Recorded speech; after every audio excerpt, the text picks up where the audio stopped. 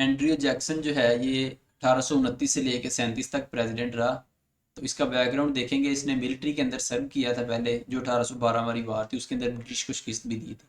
Achievements की आ जाएगी इसकी, डेमोक्रेटिक सोसाइटी कहता था कि इक्वालिटी होनी चाहिए, पॉलिटिक्स ऑफ कॉमन मैन जो है वो ऑफिस होल्डर्स होने चाहिए, यूनिवर्सल वोटर सफरेज इसने कर दिया, सभी मैन को जो है वो इसने वोटर का वोट दे सकते हैं। पहले सिर्फ जो प्रॉपर्टी होल्डर थे वो देते थे। पार्टी नॉमिनेशन कन्वेंशन शुरू किया, पहले कॉकस के थ्रू होता था। राइज ऑफ पॉलिटिकल पार्टीज, ये कहता था जमहूरियत का उसने ज़्यादा पार्टीज का मतलब ज़्यादा लोगों का ओपिनियन आ रहा है भाई।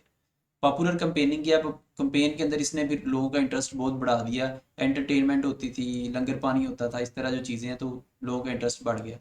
यूज़ ऑफ स्पॉयल सिस्टम, इसने कहा कि जो कंपेन में हिस्सा ना लेता था ये उसको अपॉइंट नहीं करता था ऑफिस होल्डर वगैरह, तो कहता था कंपेनों में मेरी हिस्सा लो।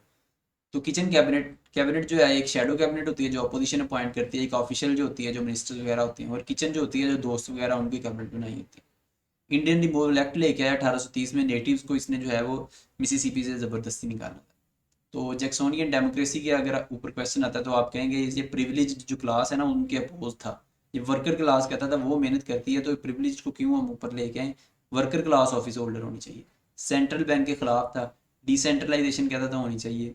और यूनि ये इसका यहाँ पे इख्तलाफ था उससे, जेफरसन से, ये प्रिजर्वेशन ऑफ यूनियन के ऊपर था कि यूनियन कहता ज़रूरी है ताकि सभी के ऊपर होल्ड रख सके।